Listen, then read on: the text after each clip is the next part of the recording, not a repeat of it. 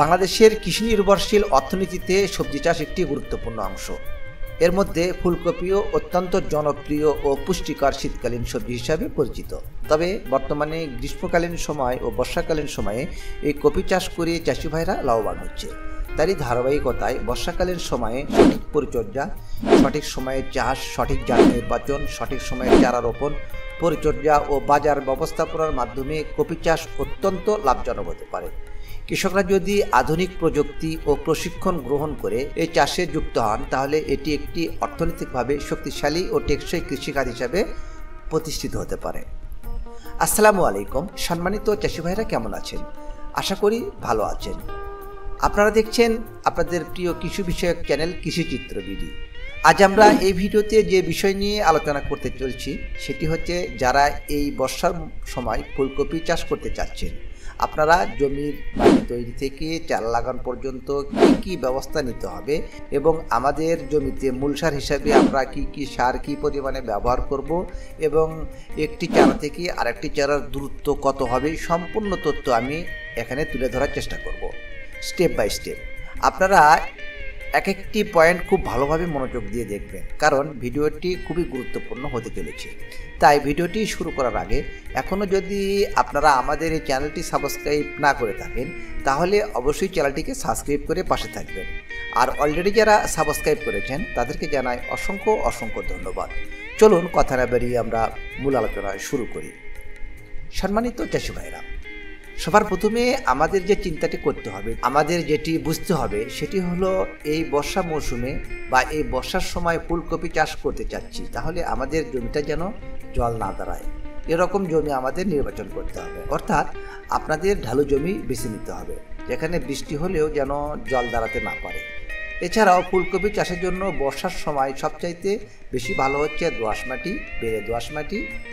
এঁটেল মাটিতে বর্ষার সময় ফুলকপি চাষ করলে খুব একটা লাভজনক হয় না, তাই এঁটেল মাটিকে এড়িয়ে যেতে হবে। এবং মাটিতে যেন পিএইচ লেভেলটা সেটি দরকার আপনার 5.5 থেকে 6.5, এই পিএইচ লেভেলটা যেন ফুলকপি চাষের জন্য খুবই ভালো। সম্মানিত চাষি ভাইরা, এবার আমরা জানবো জমি তৈরি করব কিভাবে। সবার প্রথমে আমরা যে জমিটিতে ফুলকপি চাষ করব, সেই জমিটাকে ভালোভাবে চাষ দিয়ে মই দিয়ে নিতে হবে। সেটা আপনাদের প্রয়োজন মতো করে কয়টা চাষ লাগবে আপনারা দিয়ে নেবেন। চাষ দেওয়ার পর মাটিটা খুব ভালো মতো ঝুরঝুরে করে নেবেন। এরপর আপনারা বিঘা প্রতি 1 টন জৈব সার, অথবা আপনার যে বাড়িতে যদি গোবর সার থাকে, তাহলে 1 বছরের পুরনো গোবর সার দিয়ে জমিটাকে ভালোভাবে চাষ দিয়ে দেবেন। এরপরে আপনার জমিটাকে 1 থেকে 2 দিন রোদে শুকাতে দিতে হবে, মানে রোদ যেন পায় সেরকম শুকানোর জন্য রেখে দিতে হবে। তারপর আপনারা সেই জমিতে বিঘা প্রতি 10 কেজি হারে চুন ছিটিয়ে দেবেন। এরপর জমিটাকে আরেকটা বার চাষ দিয়ে দেবেন। দিয়ে আপনি জমিটাকে 5 থেকে 6 দিন রেখে দিন। এবার যেদিন আপনি আপনার কপির চারাটা লাগাবেন, তার 2 থেকে 3 দিন আগে জমিকে রাসায়নিক সার প্রয়োগ করতে হবে। এবার যেদিন আপনি যখন আপনার মূল জমিতে সার দিচ্ছেন, এই মূল সার দেওয়ার আগে আপনাদেরকে মাটিতে 1 KG sulphur, 1 KG zinc, 1 KG sulphate, 1 KG borax জৈব সারের সাথে মিশিয়ে আপনার জমিতে এই 1 বিঘা জমিতে ভালোভাবে ছিটিয়ে দেবেন। তারপর আপনারা এই মূল সারটা জমিতে ছিটিয়ে দেবেন, ছিটিয়ে দিয়ে একটি চাষ দেবেন। এরপর আপনাদের যেটি করতে হবে সেটি হলো অনুখাদ্যগুলো ছিটিয়ে আপনার জমিতে দিতে পারেন। তবে তার থেকে ভালো হয় আপনারা পরবর্তী, অর্থাৎ আপনার গাছের বয়স যখন 1 থেকে 1.5 মাস হবে, তখন যদি আপনারা স্প্রে করে দেন তাহলে আরও ভালো হবে। তাই মাটিতে আপাতত আপনারা অনুখাদ্য থেকে প্রয়োগ থেকে বিরত থাকবেন। সম্মানিত চাষি ভাইরা, এবার রাসায়নিক সারের পরিমাণটা আমরা কি নেব? দেখুন, ফুলকপি চাষের মাটি প্রস্তুতের সময় সারের পরিমাণ সঠিকভাবে নির্ধারণ করা খুবই গুরুত্বপূর্ণ, যাতে ভালো ফলন পাওয়া যায়। আমাদের জমিতে মূল সার হিসাবে কি সার প্রয়োগ করব সেটি একবার দেখে নেওয়া যাক। আপনারা যদি আপনাদের জমিতে বিঘা প্রতি 30 KG urea, 30 KG TSP, 25 KG MOP, 20 KG gypsum, এই সারগুলো সম্পূর্ণটাই বিঘা প্রতি আপনারা হিসাব করে নেবেন। আপনারা যতটা পরিমাণ জমি, আপনারা ঠিক ততটা ভাগে ভাগ করে আপনারা জমিতে সারগুলো ভালো করে ব্যবহার করতে পারেন। তবে ইউরিয়া ব্যতীত জমি তৈরি করার সময় গোবর সার ও সমস্ত টিএসপি, এমওপি ও জিপসাম মাটির সাথে ভালোভাবে একত্রে ছিটিয়ে দেবেন। এবং ইউরিয়া 2 থেকে 3 কিস্তি ভাগ করে চারা রোপণের 15, 30 ও 45 দিন পর উপরই প্রয়োগ করতে হবে। তারপরে আপনারা জমিটিকে ভালোভাবে চাষ দিয়ে এবার আপনারা চারা লাগানোর জন্য বেড তৈরি করতে পারেন। সম্মানিত চাষি ভাইরা, বেড তৈরি করার সময় একটি জিনিস লক্ষ্য রাখবেন, সেটি হচ্ছে বেডের চওড়া হবে 2 ফুট করে। আপনারা 2 ফুট করে চওড়া করে বেড তৈরি করে নেবেন। এবার আপনাদের যেটি করতে হবে সেটি হলো, এই মাটি যখন ঝুরঝুরো অবস্থায় আছে, যদি আপনারা এই জমিতে অর্থাৎ এই বেড তৈরি করার পরে বৃষ্টি হয়ে যায় তাহলে খুব ভালো হয়। আর যদি না হয় তাহলে আপনারা এই যে নালাগুলো থাকবে, নালাগুলো দিয়ে জলসেচ দেবেন এবং জলসেচ দেওয়ার পরে দেখবেন মাটিটা বসে গেছে। তারপর আপনারা আপনাদের কপি চারা লাগাবেন। এর কারণটা কি? এর কারণ হচ্ছে আপনারা যদি এই আলগা মাটিতে কপির চারা লাগান তাহলে নিচের মাটিটা ফাঁপা থাকে, যার কারণে যদি রোদের প্রখর তাপ হয় তাহলে চারাগুলো শুকিয়ে যাওয়ার অর্থাৎ মরে যাওয়ার ভয় বেশি থাকে। কিন্তু যদি মাটিটা টাইট থাকে অর্থাৎ বসে গিয়ে থাকে তাহলে চারা মরে যাওয়ার সম্ভাবনা অনেকটা কম থাকে। এবার আমাদের কপির চারা লাগানোর জন্য আমাদের বেড থেকে কপির চারা তুলতে হবে। এখানে অনেকে নার্সারি থেকে কপির চারা সংগ্রহ করে জমিতে লাগান।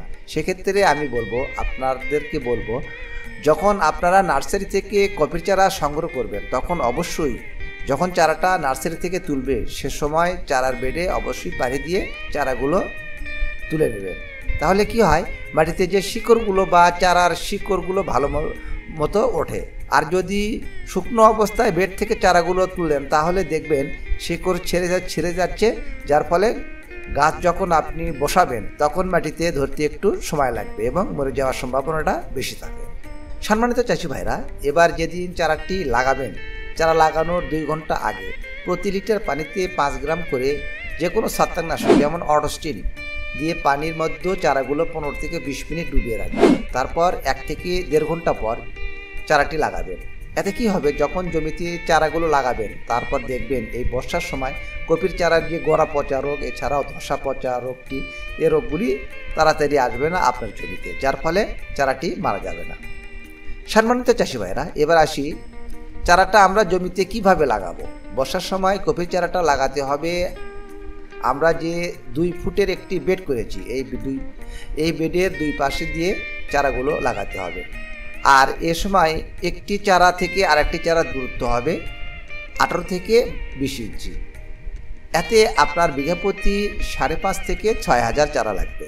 আর চারা লাগানোর পর আমাদের একটি বিষয় লক্ষ্য রাখতে হবে, আমরা যেদিন চারা লাগাবো সেদিন চারার গোড়ায় পানি দেব এবং 1 দিন পর আবার চারার গোড়ায় পানি দেব।